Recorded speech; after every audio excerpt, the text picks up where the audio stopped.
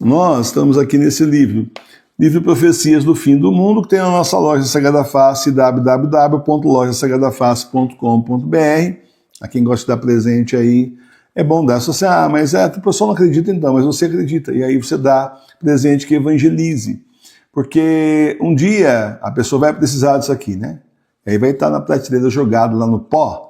E ela fala assim, deixa eu ver, a minha tia era meio louca, não batia muito bem, mas deixa eu ver, quem sabe ela falou alguma coisa nesse livro, ia ter tudo que ia acontecer e está estudando tanta coisa, por curiosidade, deixa eu ver, né? Então, casa que não tem uma Bíblia, gente. Olha, você viver numa casa que não tem uma Bíblia é o fim do mundo, né? Não tem um Novo Testamento, pelo menos, para ser lido as palavras de Jesus. E para piorar, muitas aí tem aí o Novo Testamento, tem a Bíblia até completa, só que na verdade é completa, mas é deformada, distorcida, comunizada. Aí tem o nosso Novo Testamento completo lá, da Bíblia do século XVIII. Então, o que eu falo? Se é para gastar presente agora no segundo semestre, para dar presente para os outros aí, que seja o presente que evangeliza. Mas não gosto, então não receber. Eu vou te dar isso ou não vou te dar nada, tá bom para você? Quem está dando presente a você, você dá o que você quer, é gozado. Vamos lá então. Olha, é bem impressionante porque nós estamos falando, tá, das profecias da Marie Julie. São revelações a Marie Julie. E ela faleceu em 1941. Ela é de 1850 a 1941. Olha só o que Jesus disse para ela, nós vamos ler aqui hoje. Presta bem atenção. Jesus disse, vejo uma multidão de almas perdidas, principalmente crianças, mesmo aquelas que não têm a idade da razão. Os responsáveis, se soubessem o que os espera no temido julgamento, as crianças são educadas agora como adultos, que palavras vergonhosas soem em seus ouvidos e ecoem em suas bocas, é horrível e terrível. Dá até medo ver os jovens voltarem a este ponto e os pais não vigiarem, não cuidarem, não se ocuparem com o que fazem, com o que eles dizem. Os pais riem e os deixam em total liberdade para as suas ações.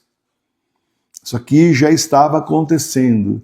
É profecia aí do começo do século passado, então. Olha, daqui para cá, de lá para cá, né, nesses últimos quase 100 anos, quanto isso piorou. É Jesus dizendo quanto isso piorou. Só que Jesus também está dizendo exatamente que os pais vão responder por isso. Os pais vão responder pela falta de educação dos filhos, que eles não deram. Porque é assim, se você deu educação para o seu filho dentro daquilo que você entendia que era a educação cristã, já estava na igreja? Estava, tá. Você educou seu filho dentro daquilo que a igreja estava ensinando quando você estava lá na falsa igreja sem saber? Então tá, a sua parte, o possível, você fez. Não era possível você ensinar como você está aprendendo agora, porque não te ensinavam desse jeito lá atrás, como é a igreja tradicional, a igreja de sempre, de 2000 anos. Até o Papa Bento XVI. Então, se por um acaso aí você passou algum valor que hoje a gente sabe que não está certo, bom, mas naquela época tinha um padre lá explicando errado, então a culpa não é sua. Mas se você não educou os seus filhos, vai ser cobrado por isso. É bom começar a rezar pela conversão deles e pedir perdão, porque de verdade a gente vai ser cobrado por isso. E os jovens também. Olha, eu vou contar para vocês, eu digo que eu e a professora Milene, a gente estava em cima dos nossos dois filhos. A gente dava aula, tudo, trabalhava fora, mas a gente estava em cima dos dois, estava sempre de olho, chegava, pegava na escolinha, e daí o que aconteceu, como é que foi, puxava a boca para saber o que estava bem, o que não estava, observava os dois o tempo todo para saber o que estava certo, o que estava errado. Olha, não foi fácil, não escolherem o caminho certo para eles não foi fácil não, porque a gente ficou em cima. Se não ficasse, aí sim a coisa teria sido pior. Agora, quando você cria do jeito que nós criamos, com educação, com cultura, no caso a gente não sabia, estava pensando que estava dando melhor, né? Mas com religião, com catequese em casa, leva para a igreja, participa da igreja, e depois a pessoa decide não estar na igreja, sair da igreja, daí é um problema da pessoa. Eu não tenho que responder por isso. Tá certo? É como uma mãe que cria, mãe e o pai, né, que cria os filhos e quando chega na adolescência não puxa o filho, a filha, diz, vamos conversar. Hoje nós vamos conversar abertamente sobre gravidez. E eu quero falar para você como é que é o mundo para você poder, assim, ficar esperto. Porque eu sei que você tem bastante informação, mas eu quero te dar informação que não estão te dando na sua sala de aula, nem os seus colegas e nem os seus professores também, que está cheio de professor safado que fica ensinando errado. E muito menos a internet. Então deixa eu falar para você de gravidez, de responsabilidade, de doença venérea. Vamos conversar a respeito de pagar pensão por 21 anos. Vamos conversar a respeito de levar um filho aí, e aí de repente não ser aquele namoradinho, ser outro, ser estragar o futuro casamento seu. Vamos conversar de vida, de verdade? É isso. Vamos conversar de Deus, né? Vamos falar de Deus também, vamos explicar para os jovens o pecado mortal que eles estão contra a castidade e que simplesmente serão condenados por isso. Se não se arrependerem, é melhor em sabendo não fazer, porque uma coisa eu não sabia, eu fiz, outra coisa eu sabia, fiz do mesmo jeito. Aí é um pecadão, né? Porque não sabia, não tinha informação, é uma coisa, mas tinha quem tinha informação e não deu. E houve realmente uma geração aí para trás, em algum lugar aí para trás se perdeu. E se perdeu assim, feio. E é interessante, né? Porque eu convivi, eu já falei isso várias vezes, eu convivi com gente muito mais velha do que eu.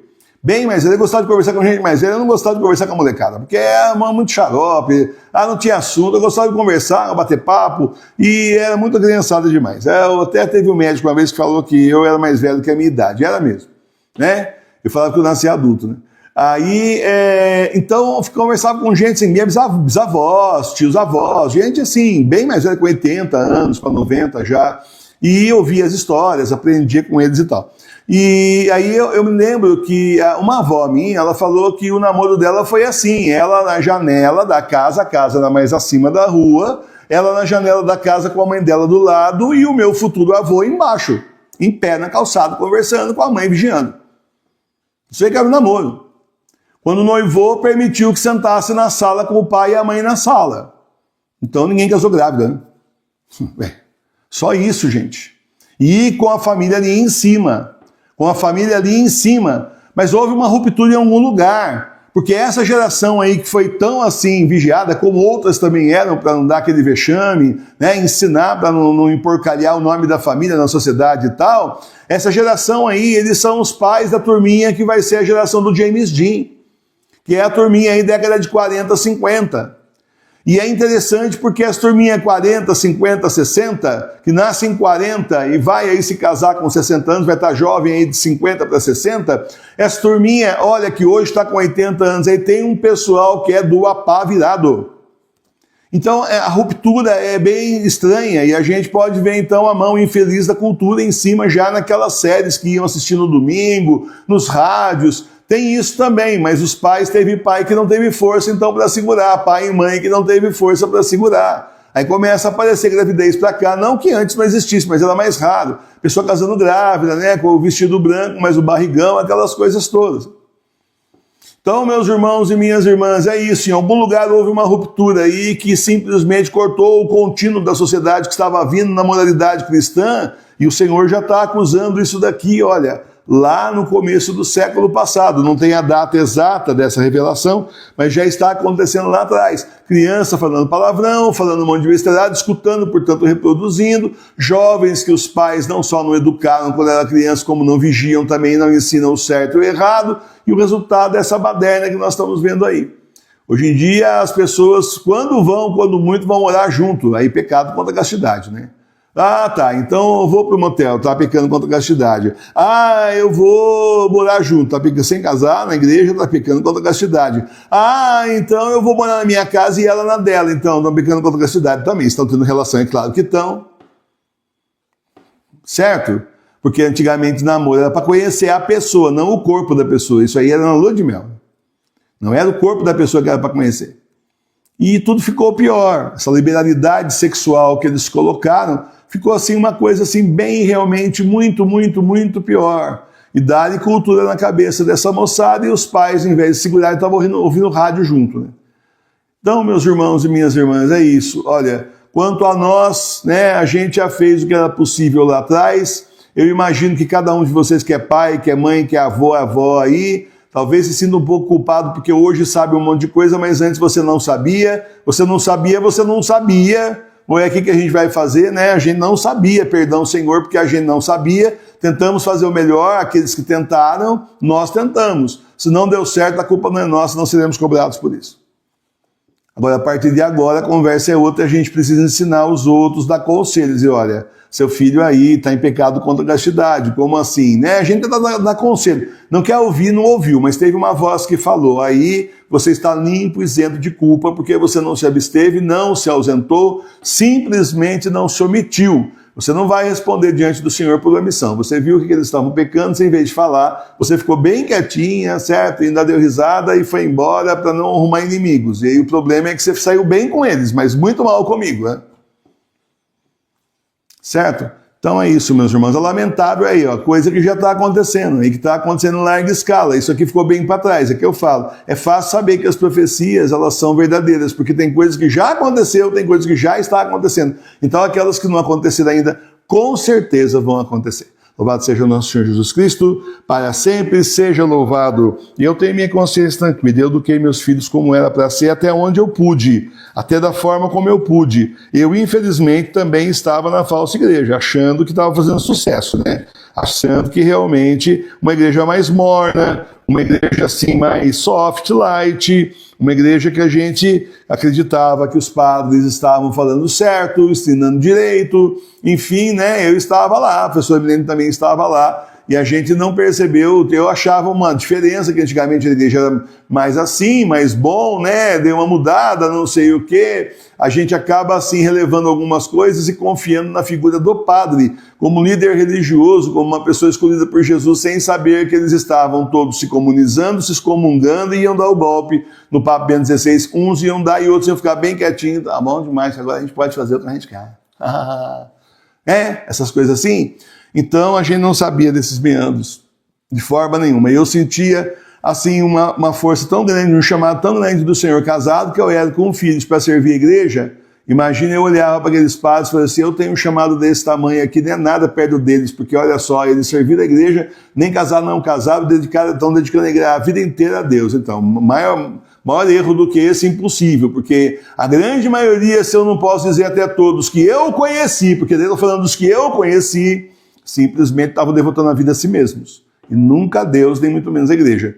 Falar a verdade para vocês, eu devoto muito mais a vida a Deus do que eles devotavam, do que a gente viu depois, no meio, lá nos meandros, estando no meio. Porque na missa no final de semana você não vê mesmo, nem que você vá toda semana, todo dia na missa você não vê. Mas quando você começa a trabalhar atrás, dentro de diocese, você começa a ver cada coisa. E mesmo assim levou um tempão para ligar, 1 mais 1 dá 2, dava 11, não dava nada, porque eu não estava nem ligando coisa nenhuma. Já tinha achado que eram pessoas santas. Eu também achava isso, tinha um respeito muito grande, perderam completamente, né? Porque a gente viu a podridão por trás da igreja bergoliana.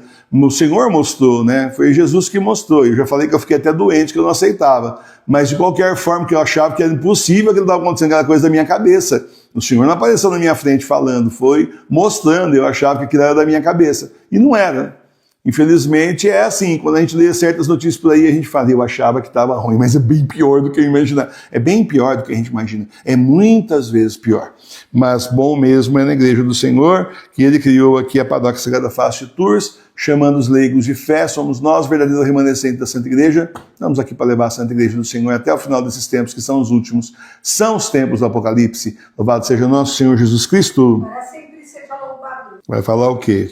Eu vou falar aqui assim, tem mãe que não se toca e veste criança assim, não veste criança, né? Não veste criança de criança, veste criança para pedófilo ficar babando, né?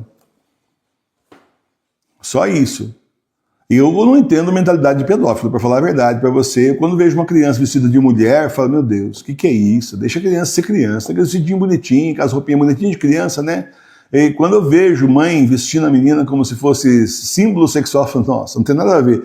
Para mim não tem efeito nenhum, não entendo, mas para quem é chegado nisso, quem é pedófilo, olha, para ele é um pratão feito. Pois teve uma época aí no Foi Esse Lixo que tinha uma campanha, não coloque foto, a coisa mais básica que tinha. Tirar foto do bebezinho tomando banho, né? Até dos meus tirei também, porque era normal, né? Naquela época fazia um álbum, dando banhinho, não coloque foto de criança tomando banho. Né? Eu nunca pus mesmo, mas não coloque foto na internet, porque tem um monte de pedófilo fazendo aí álbuns com essas fotos. Falei, meu Deus do céu, aí você começa a ver como o mundo é muito pior do que a gente imagina. Vem rezar com a gente, todo dia 18 horas nós temos o Santo Terço ao vivo, com formação, inclusive estudo bíblico. Também, todo domingo, 9 horas da manhã, temos comunhão espiritual na nossa celebração litúrgica, chamada Encontro com Jesus. Continue sendo católico aí como nós, na sua casa, na sua igreja doméstica. Vem rezar com a gente na paróquia Sagrada Face de Tours, a paróquia espiritual das igrejas domésticas. Eu espero você aqui, faça como centenas de pessoas no Brasil e no mundo estão fazendo e vem rezar com a gente.